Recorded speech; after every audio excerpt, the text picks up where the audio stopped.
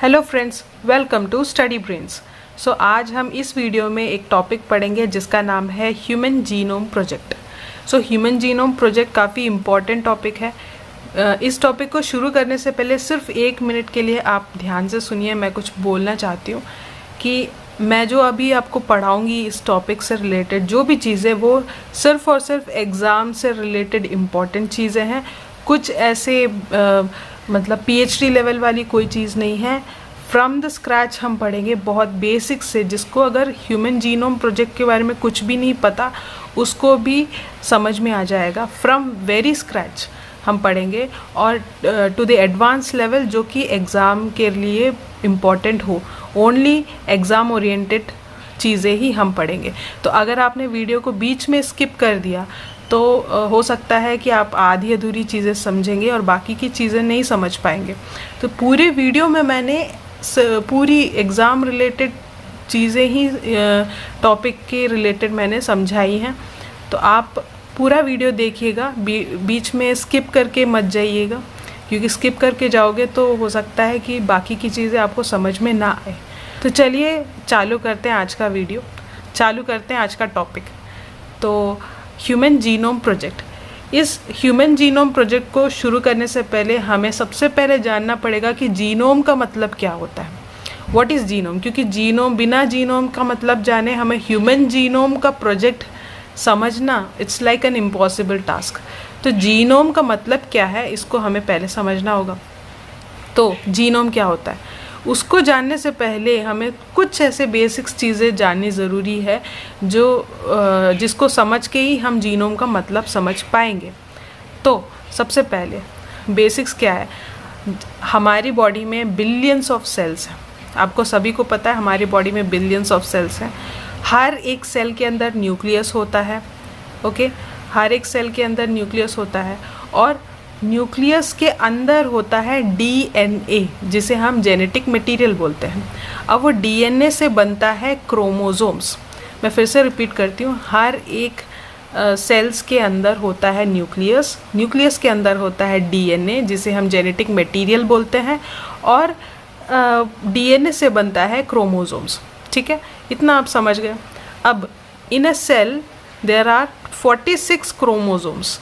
एक सेल में 46 क्रोमोसोम्स हैं और वो 46 पूरे के पूरे क्रोमोसोम्स को हम बोलेंगे total genetic content of a cell. एक सेल में जितने जेनेटिक कंटेंट हैं वो कितने टोटल जेनेटिक कंटेंट हैं? 46 क्रोमोसोम्स।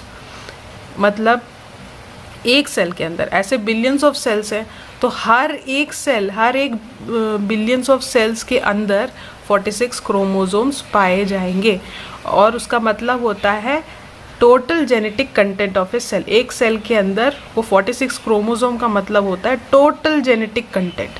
ठीक है, आप इतना समझ गए। अब नेक्स्ट आते हैं। नेक्स्ट ये है कि इस 46 क्रोमोसोम्स को हम बोलते हैं डाइप्लॉइड। एक सेल को, हमारे ह्यूमन बीइंग के सेल को जो बोलते हैं उसको बोलते हैं डाइप्लॉइड। क्यों? क्योंकि डाई का मतलब होता है 2 नंबर, दो से डिनोट किया जाता है डाई को, और प्लॉइड का मतलब होता है सेट ऑफ क्रोमोसोम्स। मतलब 2 set of chromosome, 2 sets of chromosomes are called diploid. Di का मतलब 2 और प्लॉइड का मतलब होता है सेट ऑफ क्रोमोसोम्स। ठीक है, यहाँ 2 सेट्स ऑफ क्रोमोसोम कैसे? 46 क्रोमोसोम्स है ना, 46 क्रोमोसोम्स में 23 क्रोमोसोम्स जो होते हैं वो एक पहला जो सेट होता है वो मदर से आता है और जो सेकंड वाला जो सेट होता है वो फादर से आता है।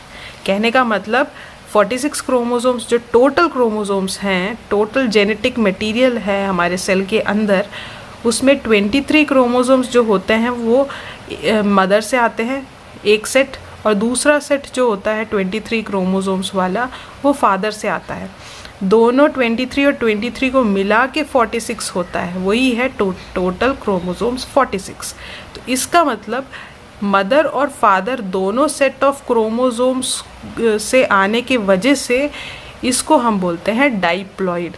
तो हमको ये पता चला कि सेल जो होता है वो डाइप्लॉइड होता है just because 2 sets of chromosomes are there in a cell one from coming from mother and other coming from father. इतना आपको समझ में आ गया? चलिए, इतना अगर आपको समझ में आ गया तो अब आपको जीनोम अच्छे से समझ में आ जाएगा। कैसे? देखिए, अब जीनोम का क्या डेफिनेशन है? The haploid genetic content of a cell that is one copy, मतलब कि 23 क्रोमोसोम्स। जीनोम का मतलब होता है हैप्लॉइड, मतलब कि जीनोम का मतलब जो डाइप्लॉइड होता है ना, उसके हाफ को बोलते हैं हैप्लॉइड।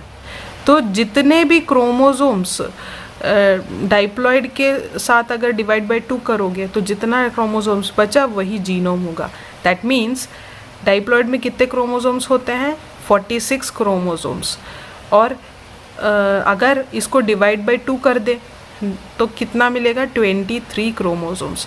और वही 23 क्रोमोसोम्स एक जीनोम में पाया जाता है।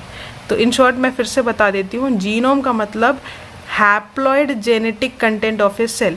एक सेल में जितने जेनेटिक कंटेंट पाए जाते हैं ना, एक सेल में कितने जेनेटिक कंटेंट पाए जाते हैं? 46 क्रोमोसोम्स।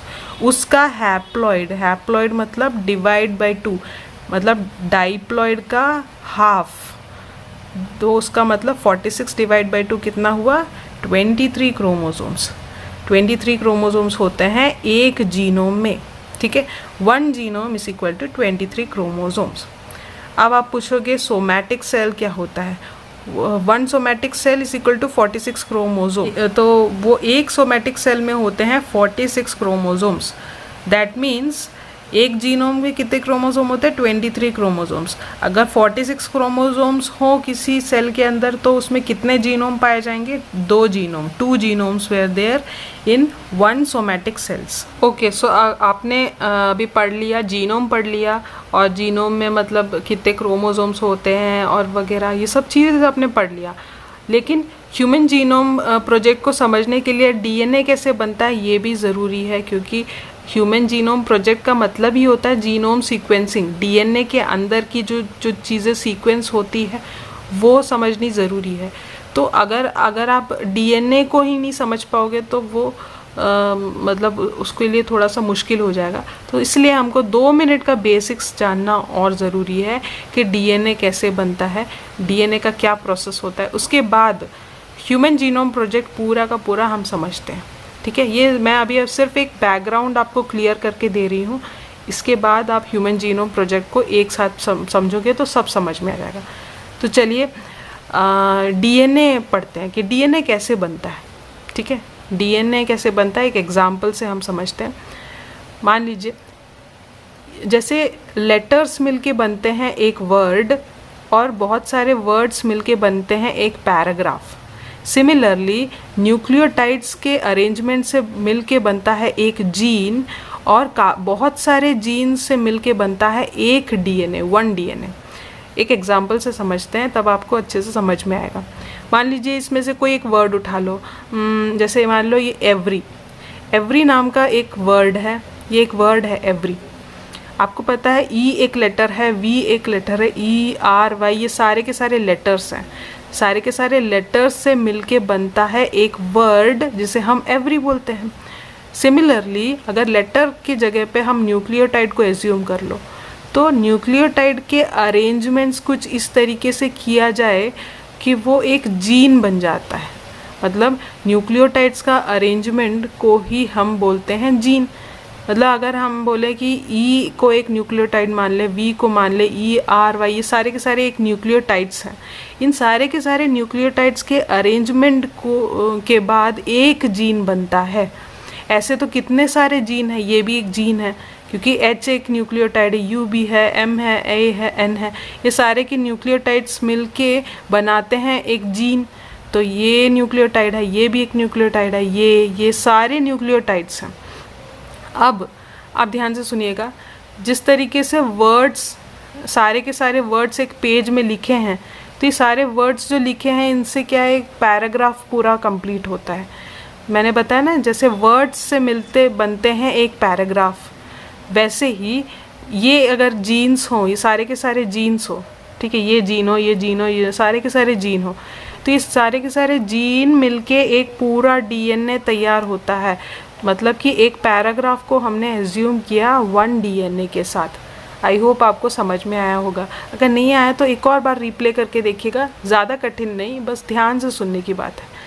तो वही चीज़ मैंने बताई कि gene is made up of nucleotides, मतलब न्यूक्लियोटाइड्स का अरेंजमेंट करने के बाद एक जीन बनता है।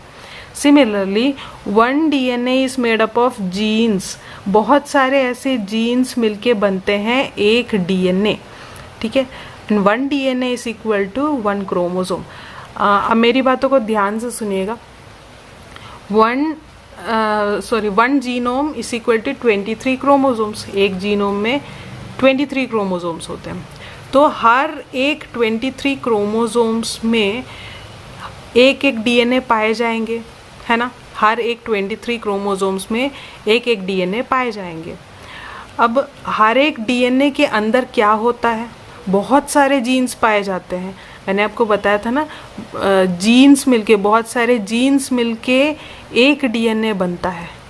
मल्टीपल जीन्स मिलके एक डीएनए बनता है। कैसे?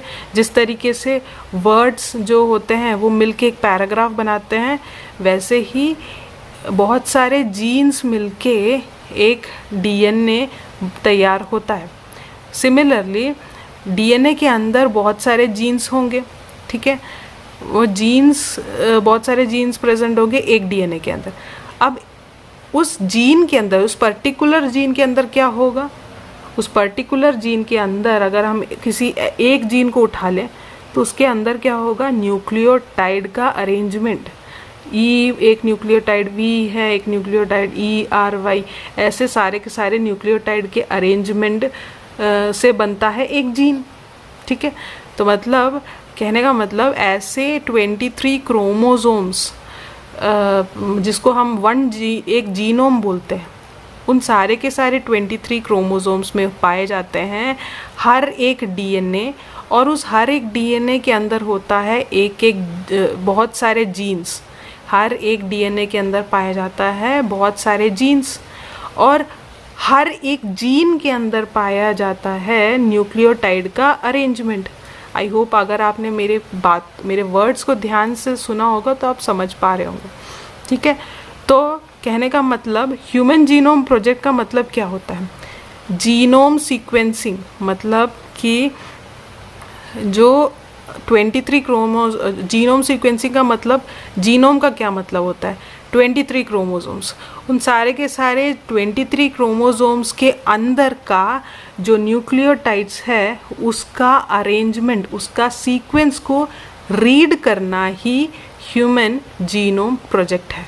फिर से मैं दोहरा रही हूँ, ह्यूमन जीनोम प्रोजेक्ट का मतलब होता है जीनोम को सीक्वेंस करना। जीनोम को सीक्वेंस कैसे, जीनोम में होते 23 क्रोमोसोम्स, तो मतलब वो सारे 23 क्रोमोसोम्स के अंदर के जितने भी न्यूक्लियोटाइड्स होंगे उसके अरेंजमेंट को रीड करना ही ह्यूमन जीनोम प्रोजेक्ट होता है। अब इसको कुछ वर्ड्स हैं, डेफिनेशन के साथ हम समझते हैं। तो human genome project is international scientific research to determine order sequence of nucleotides base pairs by reading DNA of all 23 chromosomes। पूरे के पूरे 23 क्रोमोसोम्स जिसे हम 1 जीनोम बोलते हैं, उसके अंदर के डीएनए के जो न्यूक्लियोटाइड्स का जो ऑर्डर है, सीक्वेंस है, उसको रीड करना ही क्या बोलते हैं, human genome project. I hope आपको ये समझ में आ गया होगा। बहुत ही अच्छे से मैंने एक एक करके तोड़ तोड़ के समझाया। तो आप अगर नहीं समझ में आया तो रीप्ले ज़रूर करिएगा। तो ह्यूमन जीनोम प्रोजेक्ट का मतलब ऑर्डर या सीक्वेंस को डिटरमाइन करना, किसके, न्यूक्लियोटाइड्स के ऑर्डर या सीक्वेंस को। और वो न्यूक्लियोटाइड्स जो हैं वो कहाँ पे प्रेजेंट है, डीएनए के अंदर प्रेजेंट है। किसके डीएनए के अंदर, हर एक 23 क्रोमोसोम्स के डीएनए के अंदर प्रेजेंट है, ठीक है। और ये जो ह्यूमन जीनोम प्रोजेक्ट है वो इंटरनेशनल साइंटिफिक रिसर्च है। इंटरनेशनल साइंटिफिक रिसर्च मतलब कि इंटरनेशनली हर एक कंट्रीज़ के लोगों को इंक्लूड किया, मतलब कि हर एक कंट्रीज़ के लोगों का सैम्पल टेस्टिंग किया गया। और उनके सैम्पल टेस्टिंग करके, उनके सैम्पल टेस्टिंग मतलब जैसे इंडिया का, फिर उसके बाद मतलब एशियन कंट्री, एशियन कॉन्टिनेंट का लिया, यूरोपियन कॉन्टिनेंट का लिया, मतलब ऐसे हर एक कंट्रीज़ के लोगों का सैम्पल टेस्टिंग किया होगा। और वो सैम्पल टेस्टिंग कैसे क्या किया, मतलब सैम्पल टेस्टिंग का मतलब उनकी न्यूक्लियोटाइड के अरेंजमेंट को रीड किया, ठीक है, रीड किया। अब कुछ एक चीज़ है जो आपको मैं बताना चाहती हूँ कि जैसे हमारी जो डीएनए होती है, हर एक इंडिविजुअल की डीएनए वो यूनिक होती है, मतलब डिफरेंट होती है। मेरी डीएनए आपके डीएनए के साथ नहीं मिलती और आपकी डीएनए किसी और पर्सन के साथ नहीं मिलती। क्यों नहीं मैच करती?